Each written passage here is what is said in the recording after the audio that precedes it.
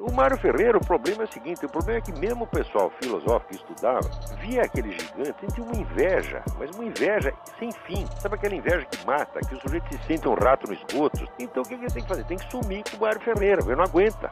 O Mário Ferreira foi um dos grandes filósofos do século XX, talvez o maior dele. Minhas senhoras, meus senhores,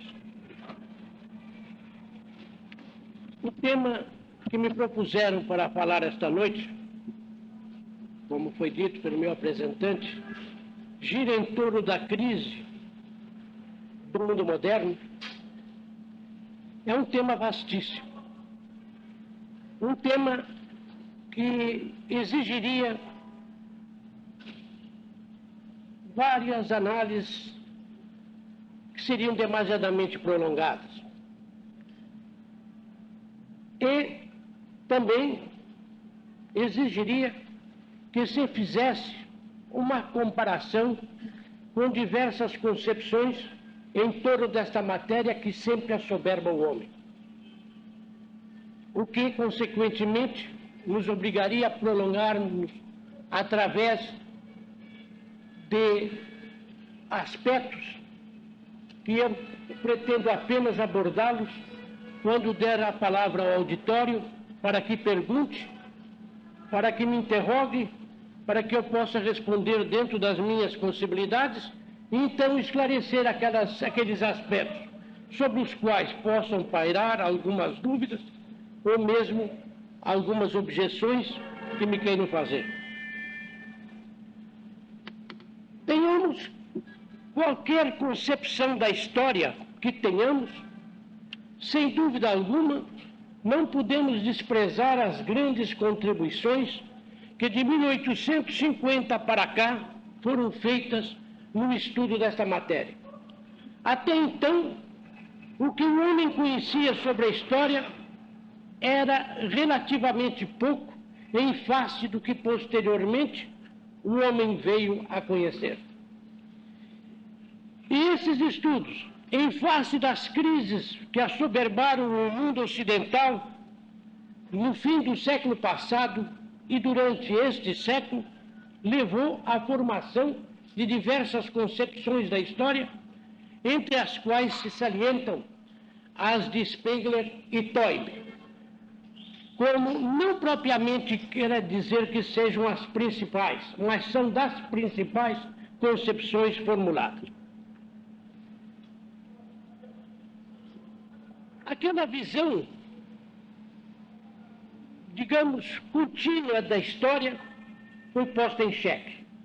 Passou-se a compreender que o ser humano conhece, através das suas grandes civilizações, verdadeiros ciclos culturais, ciclos que têm um nascimento, um desenvolvimento, entram num estágio, num patamar mais ou menos equilibrado, para imediatamente precipitar-se numa decadência que os leva a um longo final, até que sejam substituídos ou se criem novos ciclos que vão outra vez viver a mesma vida.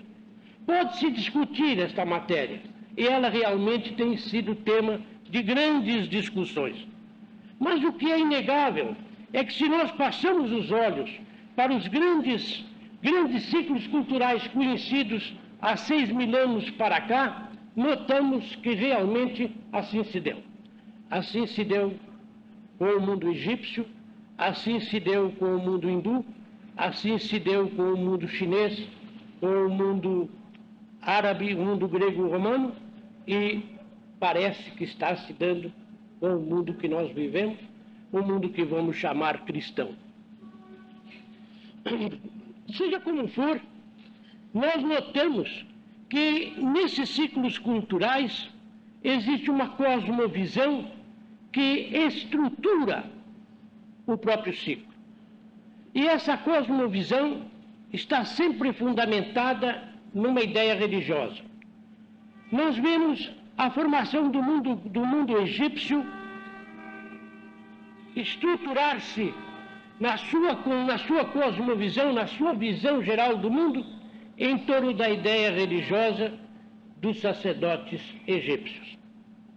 Assim, nos brahmanes nós notamos a formação do mundo hindu. Também notamos a formação do mesmo mundo nos gregos e no cristianismo, na concepção cristã.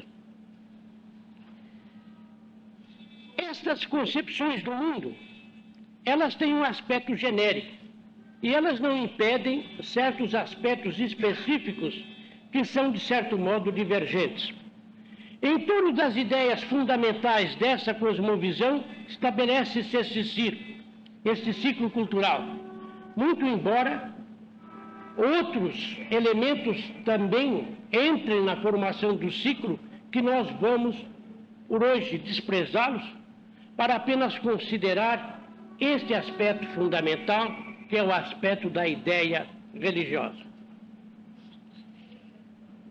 Ora, se nós olhamos o nosso ciclo cultural, nós notamos que ele se forma em torno da concepção cristã. A cosmovisão cristã opunha-se quase que frontalmente, quase que contrariamente à concepção greco-romana.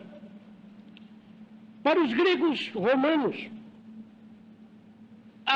o homem não era considerado naquela plenitude que o cristianismo considerou. Admitia-se que alguns nascessem para senhores e alguns nascessem para escravos. E deste modo, a escravidão era estabelecida como um princípio natural, como alguma coisa do direito natural, o que é frontalmente oposto à concepção cristã. Ademais, a pessoa humana tem um valor no cristianismo que nós não encontramos nos outros ciclos culturais.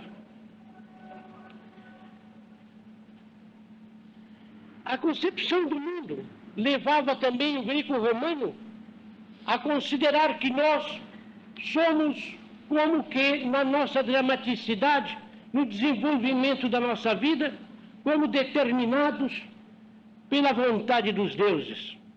O homem tem um fado, tem um destino. Pode-lhe acontecer o bem ou o mal segundo a vontade e o capricho dos deuses. Concepção completamente oposta à cristã, que concebe o homem como um ser livre, que é senhor também do seu destino.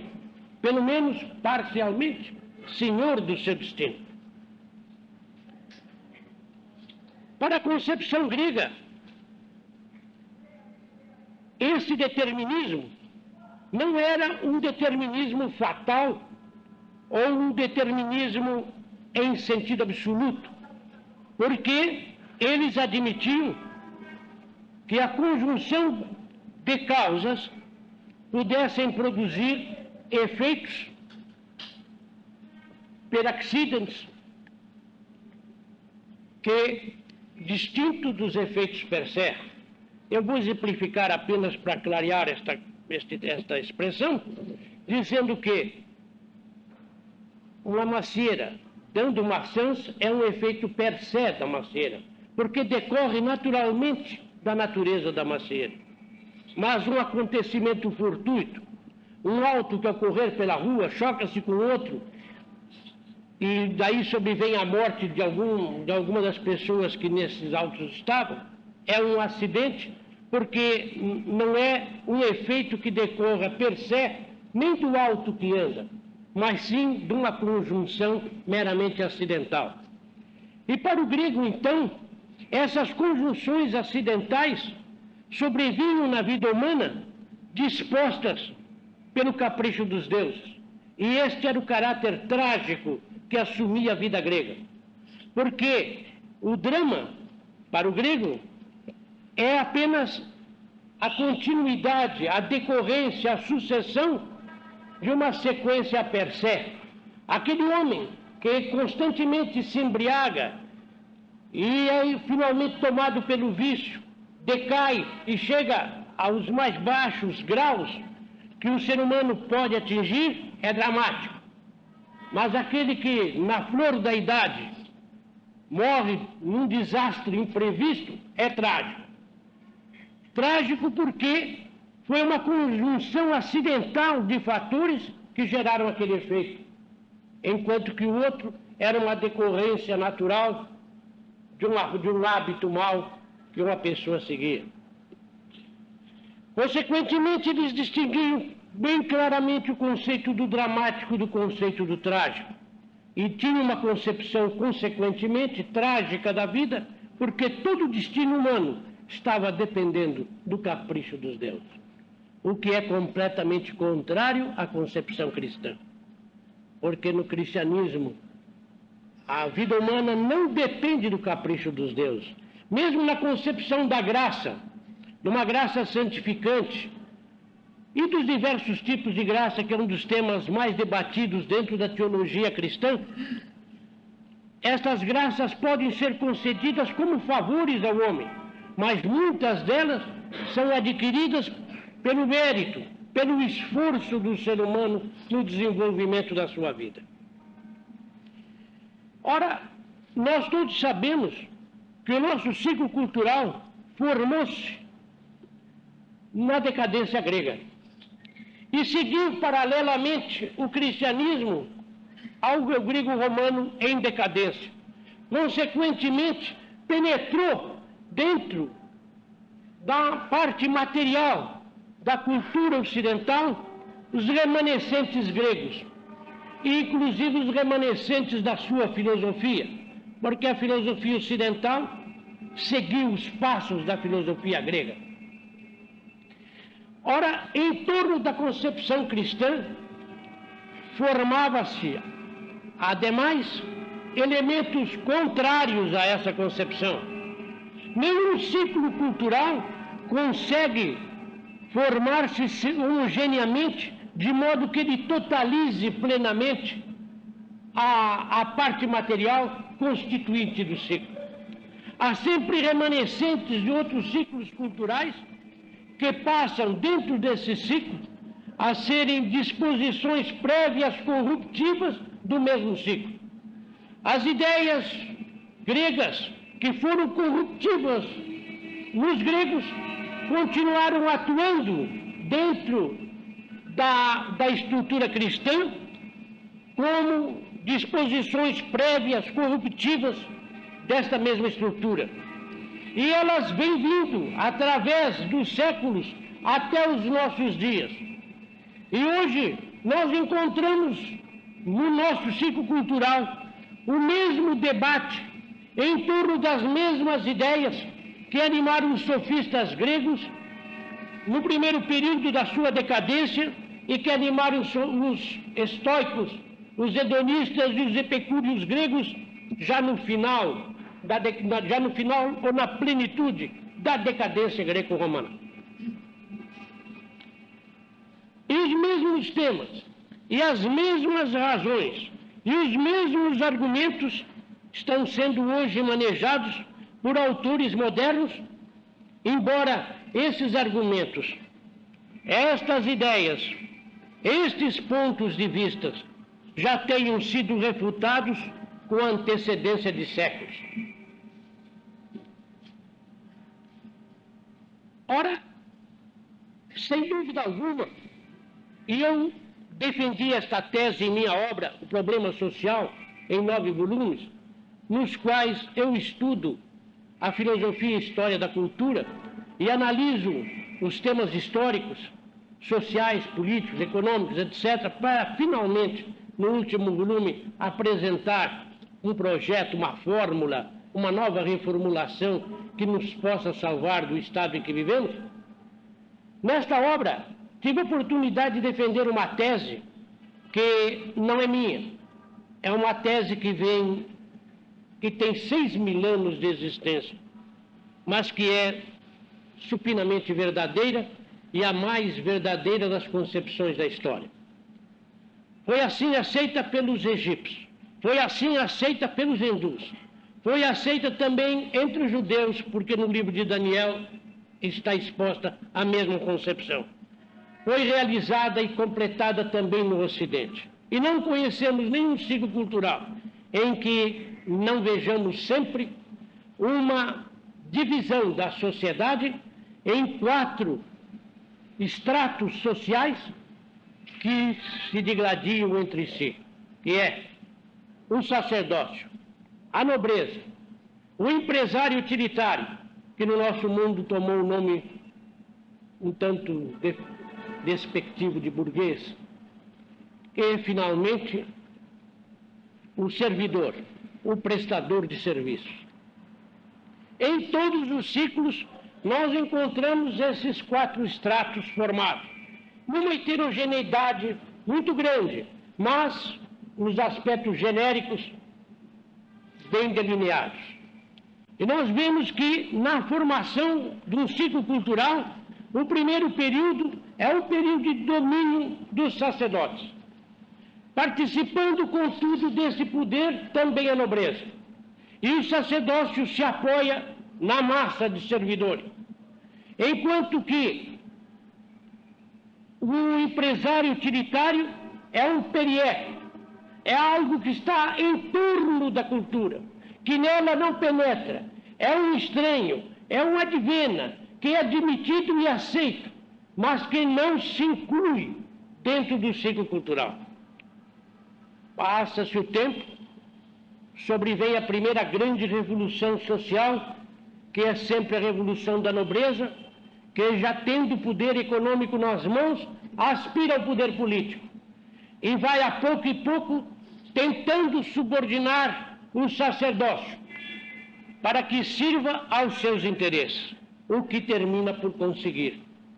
No início, há um equilíbrio de participação no kratos social, mas finalmente a nobreza consegue ter o domínio completo, a hegemonia, e então o clero passa a servir a esses interesses. E mais, a nobreza penetra nesse clero, a nobreza torna-se também esse clero, usa do clero devido ao prestígio que ele tem ante os servidores e a massa popular para assim fortalecer os seus poderes. Nós vimos no cristianismo, em certo período, sobretudo durante a Idade Média, no fim da Idade Média e no Renascimento, que os altos postos da igreja só podiam ser ocupados por nobres. De bispo para cima, só a nobreza ocupava, o que levou a um movimento de rebeldia feito pelos jesuítas, que chamou-se o episcopalismo, no qual os jesuítas reivindicavam o direito de qualquer homem, viesse de que classe fosse, pudesse ascender até o papado, o que a nobreza não concordava, não permitia, porque desse modo a nobreza dominava completamente a igreja. E o que aconteceu? Aconteceu que provocou o movimento da reforma, provocou uma desassociação dentro da Igreja Católica, de modo que a Igreja frangiu-se em inúmeras igrejas. E a Igreja Católica, perdendo o seu poder, não só o poder temporal que em certo momento ela possuiu, foi perdendo também, em grande parte, o poder espiritual, porque já não exercia sobre as massas aquela mesma influência que nos primórdios da formação do cristianismo ela conseguia ter. E então, nós vemos já se dar a incorporação do empresário utilitário. E por quê? Porque com o domínio da nobreza vem a formação dos grandes estados. Surge essa pseudo-ideia e esta grande mentira do nacionalismo, que vai surgir precisamente neste momento, quando príncipes desejosos de poder inventam a concepção nacional para forçar as minorias insatisfeitas de outros povos a aderir ao seu movimento sob a alegação de uma homogeneidade ou étnica, ou linguística, ou de religião, ou de direito, ou de ética, mas que realmente constitui apenas um subterfúgio político para justificar a formação dos grandes estados. E com a formação dos grandes estados, então surge a produção em série. Por que a produção em série? Porque formam-se os grandes exércitos. E os grandes exércitos têm que ser uniformizados. E a uniformidade para a manutenção do exército obriga a produção em série. Então, o periéco aquele que estava à parte da cultura, passa a incorporar-se na cultura, passa a viver aquele ciclo, passa também a fundir-se com ele. E como se desenvolve o seu poder econômico, ele passa a exigir, consequentemente, a participação no poder. E essa participação se dá de início, aproveitando-se dos nobres arruinados, forçando a que casem com as filhas dos burgueses. E depois, pelo abuso do luxo, que faz com que a nobreza se endivide e vá, pouco e pouco, sendo dominada por essa burguesia. Então, instaura-se definitivamente a segunda grande revolução que há sempre em todos os ciclos culturais, que é a chamada Revolução Burguesa, que no nosso ciclo tomou o título de Revolução Democrática. Porque sempre essas revoluções se apresentam como aquelas que irão fazer a felicidade dos povos, a felicidade dos servidores. Então, vão ascendendo ao poder os burgueses, e eles acabam por subordinar a nobreza e subordinar o próprio clero, quando não os aniquilam. Nem sempre os aniquilam. Os estamentos continuam, como na Inglaterra de hoje, nós encontramos os 4 estamentos, os 4 estados perfeitamente não, de certo modo equilibrados, na mais inteligente, no mais hábil equilíbrio que o Ocidente conheceu. Vemos a presença da nobreza, a presença do clero, a presença do empresário utilitário e também do servidor na vida política da nação, quase que igualdade de condições. E superando um ou outro segundo os azares da política típica da Inglaterra. Mas, a esta segunda grande revolução, sobrevêm finalmente as grandes agitações provocadas pelos trânsfugas dos diversos estratos sociais. Aqueles que estão descontentes do clero, descontentes da nobreza e descontentes, inclusive, da própria vida burguesa, passam novamente a agitar as massas para uma nova revolução, para uma nova transformação da sociedade. Como o poder já não pode mais ser dado, porque o único estratos que ainda se oferece é o servidor, surgem aqueles que prometem o poder aos servidores, como aconteceu com Marx no século passado, que propôs então ao 4º Estado a assunção ao kratos político, através da ditadura do proletariado. Era então a promessa que se fazia no século passado, promessa que embalcou alguns elementos do nosso século. Mas na história não acontece jamais, não aconteceu jamais. Não é uma impossibilidade histórica, porque ante os fatos contingentes, ante os futuros contingentes, não podemos estabelecer um determinismo rígido. Mas não se conhece, nesses 6 mil anos de história, nenhum momento, senão em pequenos agrupamentos sociais, que as massas assumissem o poder político. Porque, devido à sua despreparação, devido à sua heterogeneidade, devido também às suas condições psicológicas, sociológicas e históricas, ela nunca está em condições de assumir o poder. Então, quando os bolchevistas compreenderam isso, substituíram ou deram à ditadura do proletariado a uma solução. Ela seria representada por uma elite dos trabalhadores, cuja elite seria o partido. Este partido, então, assumiria o poder, seria uma vanguarda desse proletariado, para que a pouco e pouco devolvesse o poder ao proletariado através da abolição do Estado, que se processaria lentamente de acordo com as possibilidades sociais, prometendo finalmente um Estado anárquico, uma situação anárquica, na qual o poder não mais pertencesse a grupos separados, mas que fosse a própria sociedade politicamente organizada, senhora de si mesma e do seu destino.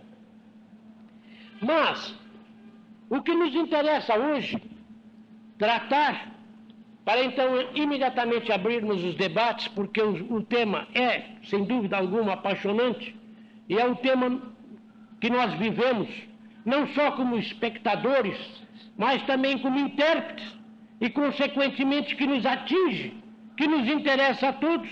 É natural que o debate surja, que muitas ideias sobrevenham, e eu deverei atender os senhores dentro dos limites das minhas possibilidades. Mas, como dizia, o que eu preciso agora chamar a atenção são os fatores corruptivos, aqueles fatores que atuam corrompendo o ciclo cultural e que vão gestar o estado de desordem como o que nós hoje vivemos, um estado de confusão no mundo das ideias.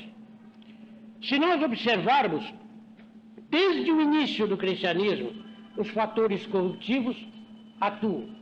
Basta que prestássemos atenção a todas as heresias que se formaram.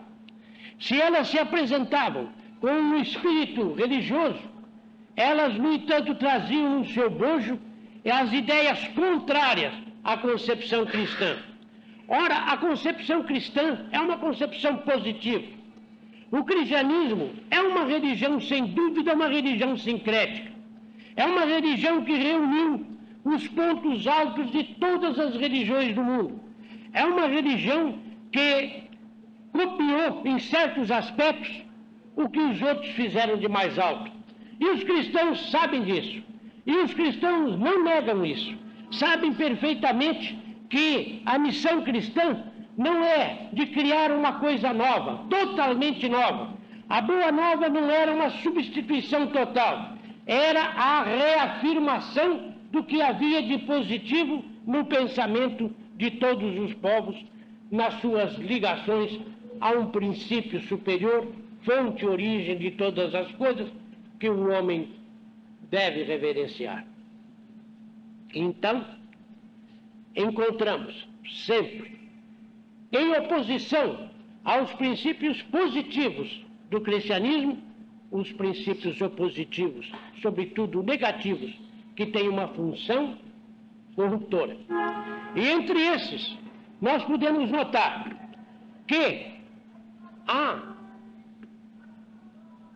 o dogmatismo, e dogmatismo aqui estamos empregando em sentido religioso e não no sentido ético comum que é empregado, quer dizer, aquela concepção que aceita princípios e afirma sem trepidação do ânimo, com plena convicção da sua verdade.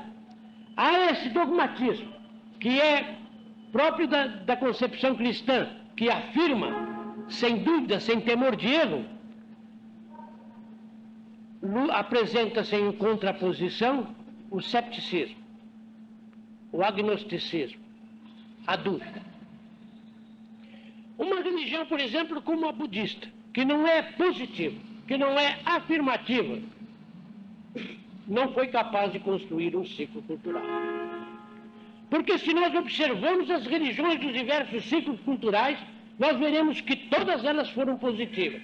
Aquelas que realizaram, que construíram uma cosmovisão, que foram a base da formação de um ciclo cultural, eram profundamente positivas. O cepticismo e a dúvida vai gerando aquelas constantes ideias que nós já conhecemos no mundo greco-romano, que vão pondo a dúvida sobre tudo quanto o cristianismo afirmava como verdadeiro. E foram servindo assim a toda ação corruptiva, porque, perdendo-se os princípios, facilmente perdiam-se os meios, porque a concepção ética, as concepções sobre a vida social, sociológicas, que o cristianismo podia propor, se os seus princípios fossem deficientes e falsos, consequentemente também deficientes e falsas seriam as suas conclusões. De maneira que toda esta ação para destruir a positividade da concepção cristã gerou os frutos da época moderna. Nós vemos hoje o renascimento, não dos períodos áureos dos ciclos culturais como o grego, mas precisamente o renascimento da sua decadência.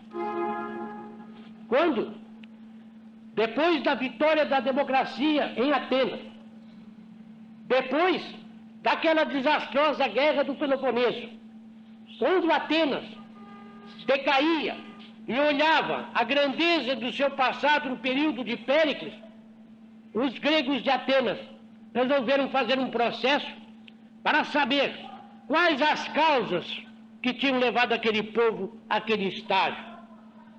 Então chegaram à conclusão que a sua desgraça havia sido a presença dos sofistas, que os sofistas haviam deixado os germes da dissolução e Atenas estava colhendo apenas os frutos daquela sementeira indigna que os sofistas haviam feito na sua juventude.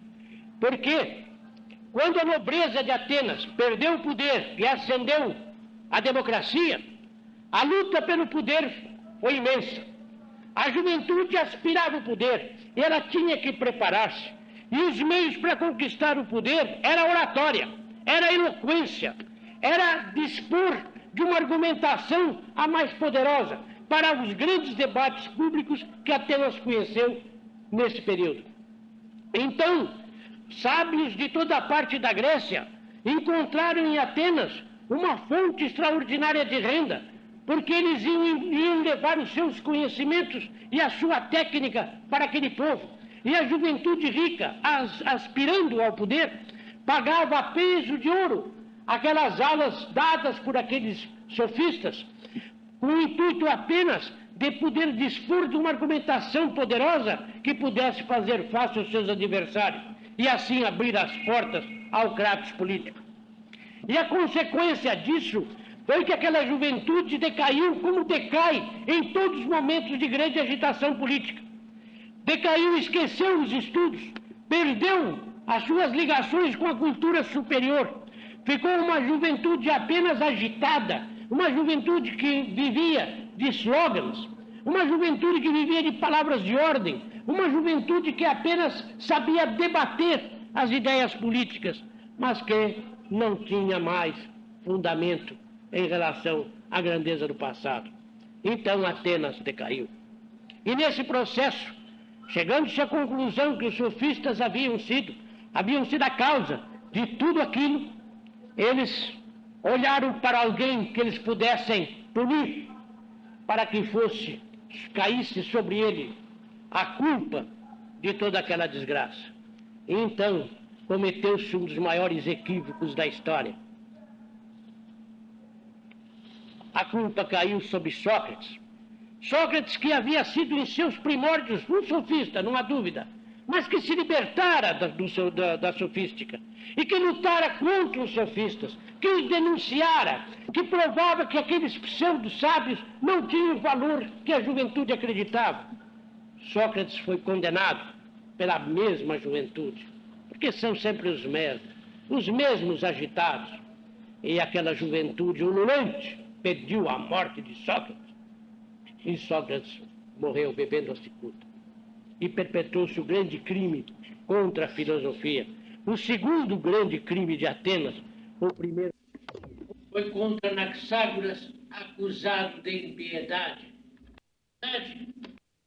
Aquele autor, e exigira também a sua morte.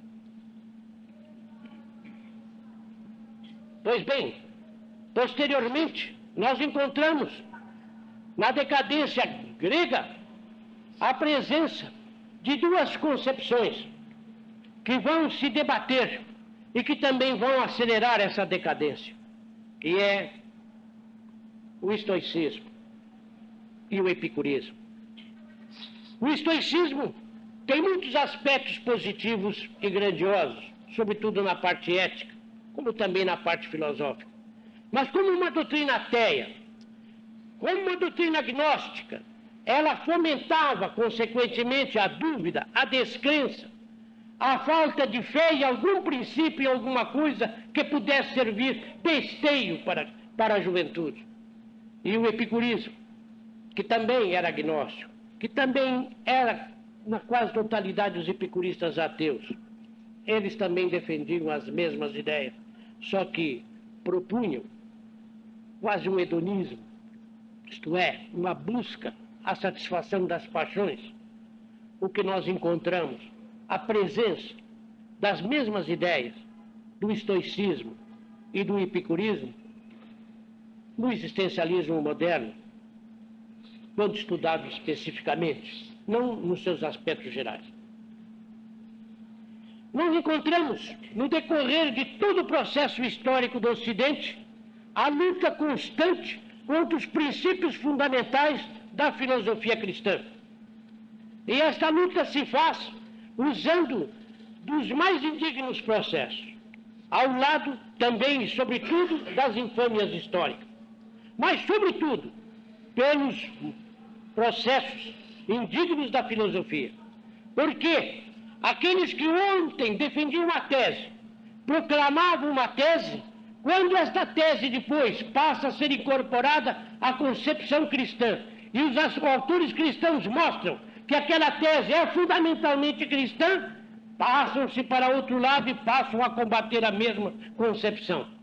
Nós vemos assim, fundando-se no princípio de causa e efeito, quererem combater a filosofia cristã. Depois, como o princípio de causa e efeito é esteio dessa filosofia, passam a combatê-lo. Nós vemos defender a razão e exaltá-la, como aconteceu na Revolução Francesa, quando se prova que a razão é um dos esteios da concepção cristã, então surge o irracionalismo, surge a defesa de toda concepção contrária. Nós encontramos sempre, em todos os ciclos, e no nosso, sobretudo, esta presença adversativa de dois termos em oposição, que vão se acomodando às condições adversas de um lado e outro, sempre propondo o contrário daquilo que o outro lado defende. Mas, poderiam me perguntar, mas como conseguem, se eles estão errados, como conseguem deteriorar o que está certo? Esta é a grande desgraça da humanidade. O erro tem mais facilidade de propagar-se do que a verdade. É mais fácil propagar-se uma infâmia do que uma boa conceituação. É mais fácil propagar-se um boato falso do que uma realidade. É mais fácil destruir do que construir. Esta é uma das nossas condições, algo que nos entristece e que é também uma das nossas grandes impossibilidades. Mas, perguntariam os senhores, mas não havia nenhuma razão do outro lado em combater a concepção cristã? No nosso ciclo, eu vos diria que não. Havia sim uma luta contra aqueles que representavam o cristianismo. Aí sim. Que a igreja errou durante o seu desenvolvimento histórico, não há a menor dúvida. Que a igreja teve momentos indignos, também não tem a menor dúvida. Que essa igreja foi pecadora, é sem dúvida. A igreja triunfante é a igreja dos bem-aventurados, e esta não existe neste mundo. O que existe é a igreja sofredora, é a igreja pecadora, é a igreja que tem tido seus momentos altos e os seus momentos de depressão. E dentro desta igreja surgiram homens de um valor extraordinário, mas também surgiram pigmeus. Dentro desta igreja surgiram gigantes e surgiram anões. Surgiram homens que construíram obras extraordinárias, mas também muitos que destruíram. E dentro desta igreja, ao lado de obras grandiosas que foram realizadas, os maiores monumentos do pensamento humano, nós encontramos também uma série de obras que têm uma função destrutiva e que foram também a razão para destruir a própria concepção que a igreja defendia. E hoje a igreja está colhendo os frutos desse estado, porque a cisão interna dentro da igreja é já definitivamente evidente. Por mais que a igreja busque, através desse concílio, um ecumenismo e uma unificação, a cisão dentro da igreja é inevitável, porque ela não consegue vencer os males que foram semeados por homens que não mereciam chamar-se cristãos. Assim, nós nos encontramos hoje nesta situação. Seremos nós os espectadores e intérpretes de um grande final? Ou seremos nós a possibilidade de transformarmos numa causa material de uma nova concepção do mundo e que ainda continue cristão dentro dos princípios fundamentais do cristianismo, que são universais e representam o que de mais alto o homem alcançou? Esta pergunta naturalmente deve pairar em todos os presentes. E esta pergunta exige resposta. E estas respostas são difíceis. São difíceis porque os nossos estudos históricos ainda não são suficientes para que nós possamos admitir que o nosso final esteja próximo. Sem dúvida que a guerra, nas condições que se apresenta, poderá traçar definitivamente esse final e os sobreviventes voltem à barbárie.